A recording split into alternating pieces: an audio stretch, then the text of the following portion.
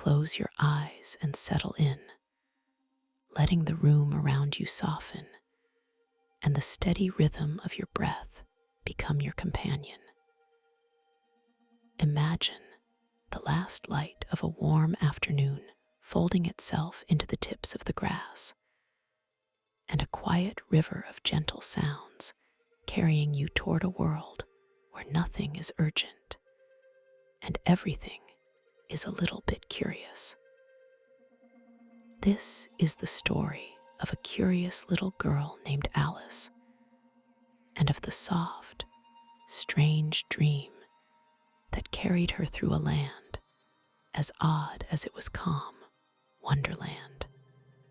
It begins on a slow, sleepy day. The air lay thick and golden on the bank where Alice sat beside her sister, a book spread open but dull and heavy, because it had no pictures and no conversations, only words that seemed too ordinary for a day that felt full of hidden possibility. The sun warmed the backs of their necks and made Alice feel pleasantly lazy. She thought of making a daisy chain, of leaning down to pick the flowers, of the small, gentle wonders of an ordinary afternoon. But just when she thought she might rise and begin, something unusual caught her eye.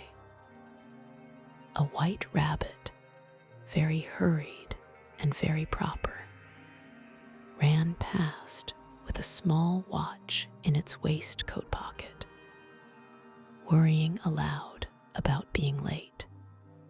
There was something so polite and small about the rabbit that it slipped right into Alice's curiosity. The way it took its watch from its pocket and hurried as if time itself were a thing to be chased, this made Alice stand up. She felt, in a warm twitch of adventurousness, that following might be as good as doing, and so she crossed the field and ran after it. The rabbit darted under a hedge and disappeared into a hole. Alice, who was never quick to weigh the difficulty of getting out again, slipped after it and found herself falling not a frantic, short fall, but a long, gentle tumble, like drifting through a cool, quiet shaft of sky. As she drifted, there was time to notice the shelves and cupboards on the sides of the well, where maps hung and jars waited with their labels. Time to pick up a jar labeled orange marmalade, which, she discovered, was sadly empty. Time, too, to think strange thoughts of the center of the earth, of latitude and longitude, of the charming possibility of landing among people who walked about with their heads down, if only one fell far enough. The fall did not feel frightening so much as curious. A slow, contemplative descent through a place where the ordinary rules seemed to loosen. At last she landed softly on a tumble of sticks and leaves, and found herself in a long hall lined with locked doors. It was lit with lamps that swung like small moons. The wood smelled faintly of dust and the faint sweetness of old paper. In the middle of the hall stood a little glass table with a tiny golden key upon it. Alice's first thought was gentle hope. Perhaps this key would open one of the doors. But as so often in dreams and in winter afternoons, things are not quite big enough or small enough. The key was too small for the great doors. Behind a curtain, she found a tiny door, and through it, just beyond reach, there was the loveliest garden she had ever seen. She could imagine its cool fountains and beds of flowers, the hush of green leaves, the soft music of wind and water, and her wish to be there was as simple and strong as breathing. On the glass table, for a moment not there, and then suddenly present, sat a small bottle labeled Drink Me. Alice, who had learned a lot of simple caution from reading about children who had unfortunate things happen to them, held the bottle and read the label carefully. It was not poison, she decided, and so, with the polite confidence of a child trying new things, she tasted it. The flavor was a parade of gentle, curious things: cherry tart, custard, pineapple, roast turkey, toffee, and hot buttered toast. And before she knew it, the bottle was empty. It felt as though she were compressing, folding inward like a telescope. A soft, even shrinking took her until she was 10 inches high, and the world tilted into a new scale. Her face brightened at the thought that now, at last, she might pass through the little door.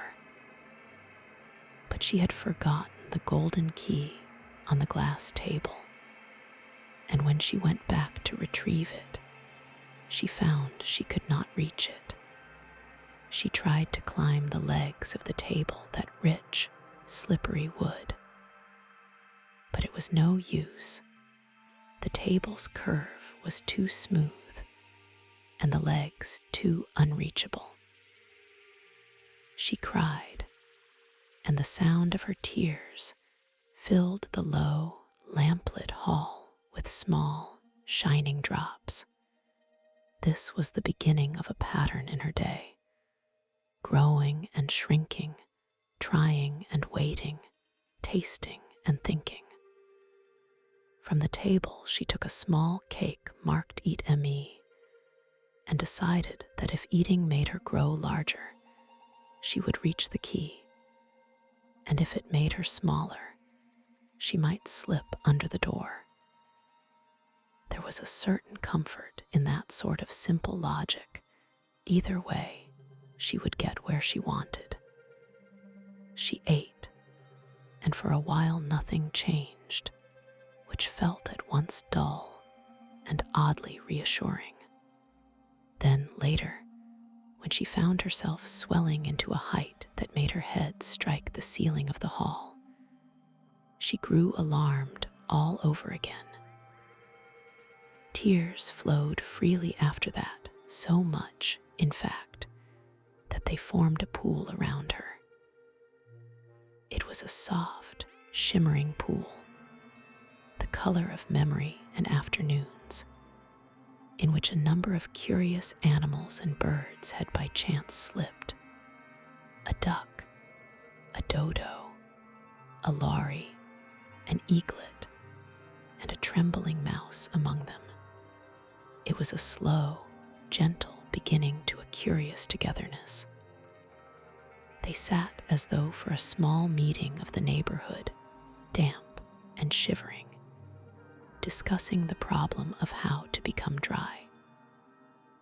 The dodo proposed a caucus race, a sort of fanciful, meandering run that seemed to have no purpose beyond passing time and wearing off wetness. The race had no beginning and no end, which made it feel pleasantly like a ritual for anyone who has ever paced a room waiting for clouds to pass. Everyone had a prize. Alice Alice had a box of comfits in her pocket, her tiny offering, tidy and sweet, and she gave them out. There was an odd sense of gentle absurdity and good humor in that group, as though the day had rearranged itself into a small social puzzle, and everyone was doing their best to fit in. Later, the white rabbit returned in a fuss, trotting about like a tiny person with a very important appointment. He mistook Alice for his housemaid, and in a moment she was running errands for him in a little house marked W. Rabbit. Inside, she found gloves and a fan, and on a counter near a looking-glass, a bottle without a label. She tasted it and felt herself growing steadily, uncomfortably, until her head touched the ceiling. There was no easy way out of the little room. She was too large to leave. She felt an odd, soft panic, and then a warm, quiet acceptance. Each change brought its own lesson: to be careful, to watch, to trust in the gentle turns of things. When the rabbit and a group of gardeners and footmen arrived with ladders and plans and a great fuss, Alice found herself making a small, decisive move. She kicked down the fireplace and startled them, and in the confusion, she found one little cake that had turned from stone to something she could eat. It made her small again, and so she slipped quietly out into a wood that was green and dense and friendly. The underbrush rustled like whispers as the breeze moved through. The light there was softer, filtered through a canopy of leaves like stained glass. It was in that wood that Alice met a very calm blue caterpillar who sat solemnly on a mushroom, smoking a long hookah.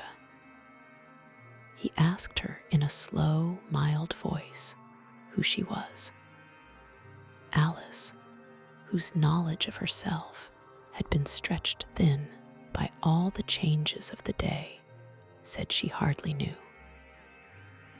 The caterpillar's manner was neither cruel nor unkind. It was simply straightforward, like someone who has had many days to think.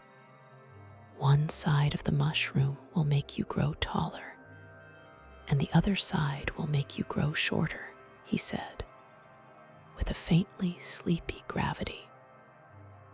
The mushroom itself seemed an honest thing, round and steady, and as patient as a stone. Small bites from one side and then the other, taken with the care of someone adjusting a dial, let Alice move through sizes until she felt balanced and sure.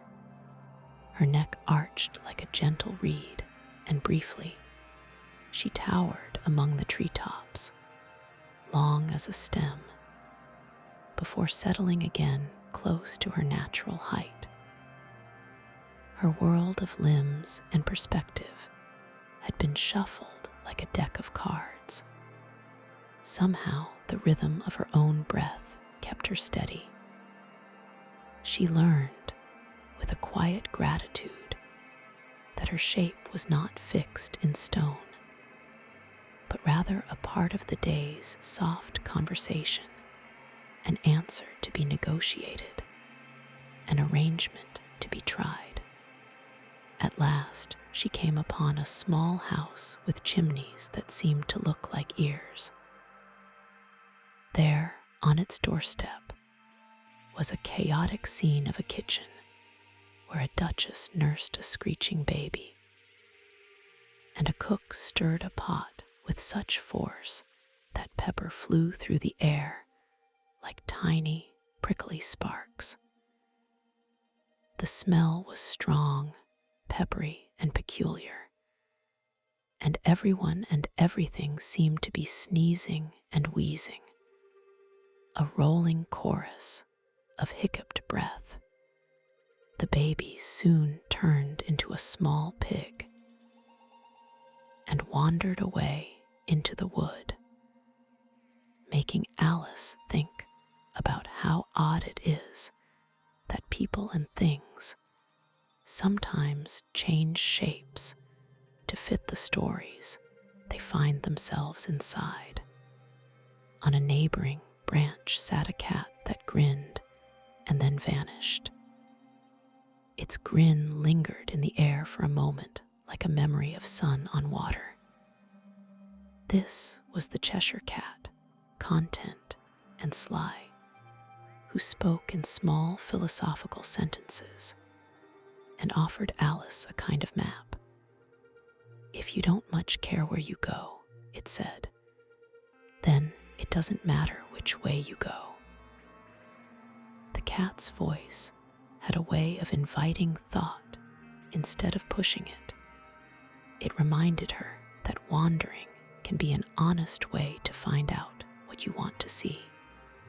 It suggested, too, the gentle idea that everyone is a little mad in their own way, and that there is a kind of comfort in discovering that you are not the only odd one at all. Following the cat's soft directions, Alice came to a house where a tea party sat under a tree.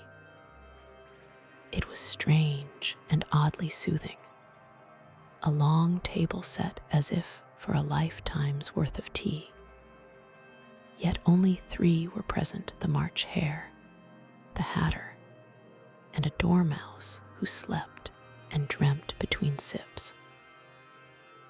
The table was a cozy, crowded nest, with teacups like small cups of moonlight and saucers that shimmered faintly. They were stuck in time, always at tea time, always between moments, and their talk was riddles and small quarrels, a steady, tinkling music of words. "What day of the month is it?" asked the Hatter of Alice, and the answer spun into an argument about time itself, about how time had once been a fellow to play with and now refused to be toyed with. They turned riddles like smooth stones, and their laughter or silence folded neatly into the day.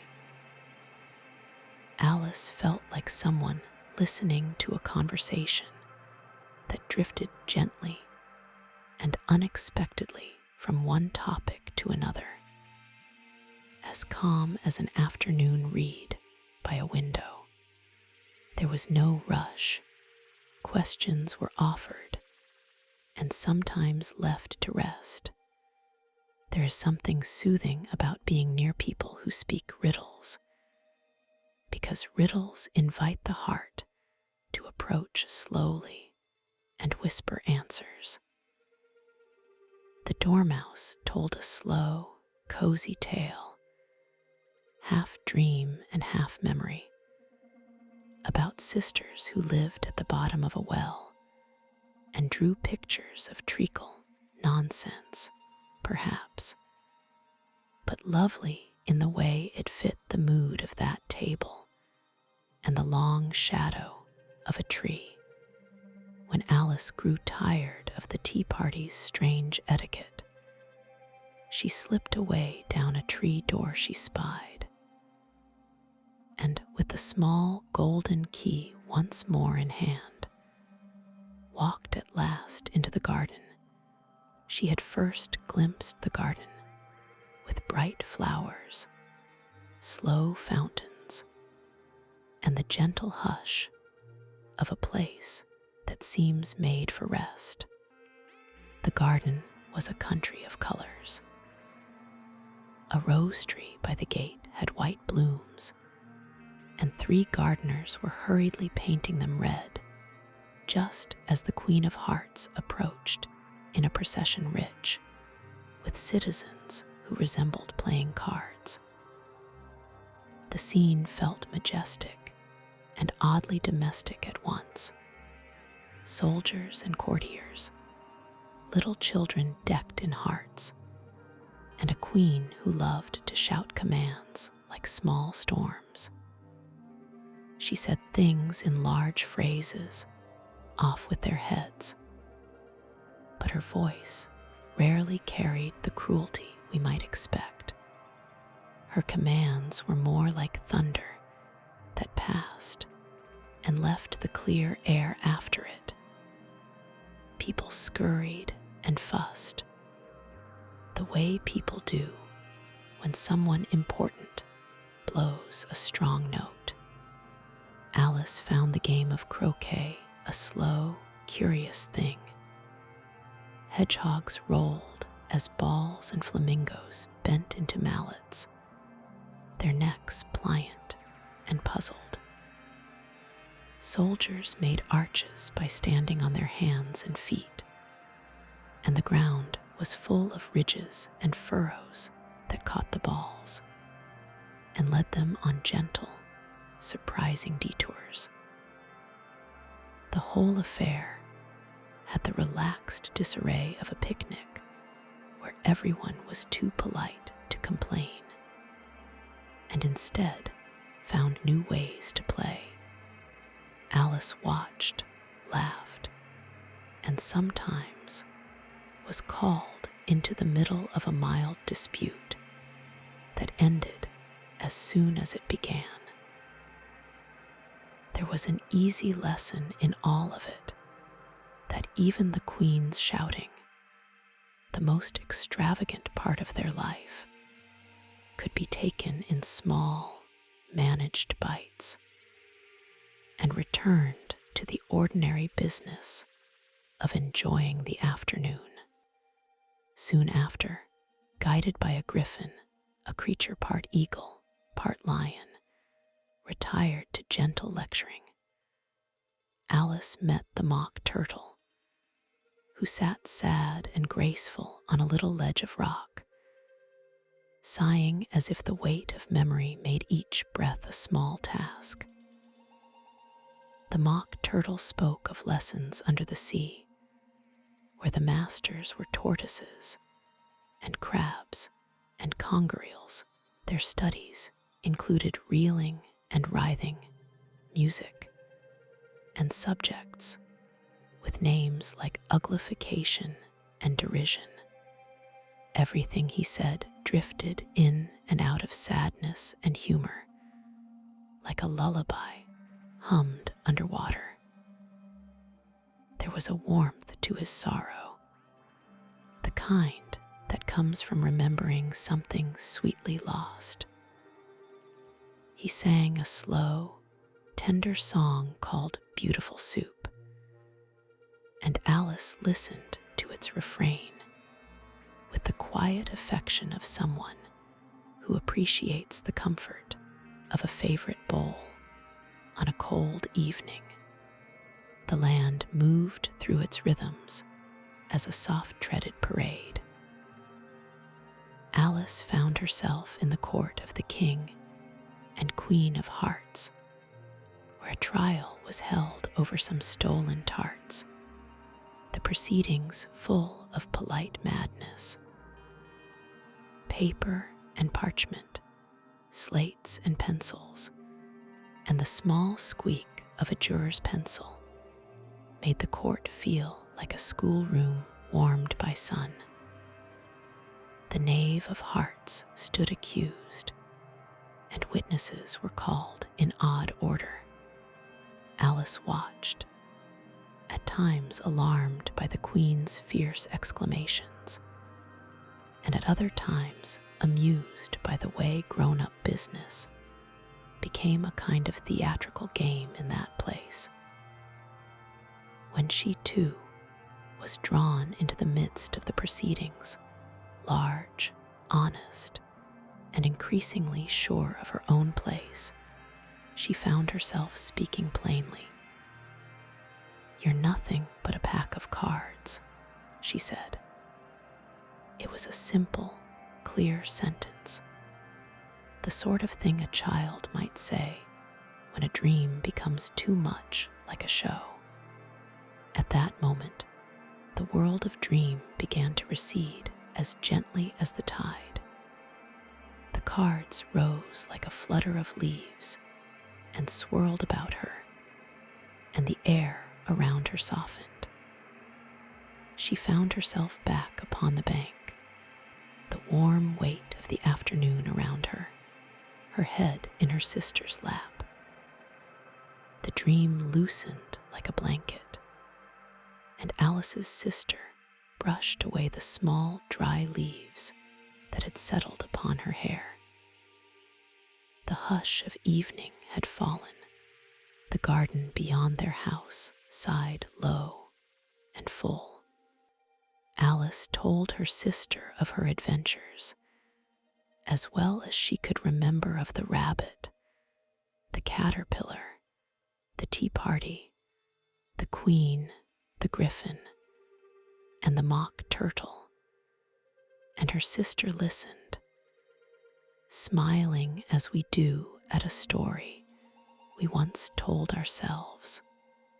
As the light moved softly from warm to cool, Alice's sister sat for a while longer, thinking not of the details alone, but of what such a dream might mean for later days.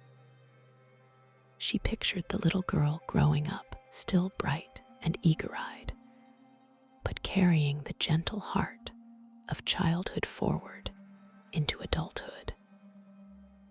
She imagined that one day Alice would tell such tales to her own children, and that the simple, kind wonder of the stories would pass like a comfortable garment from one generation to the next.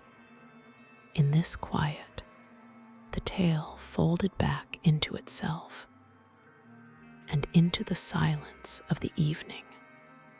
Now, as you rest with each breath like a wave finding its shore, let the slow warmth of this story settle over you.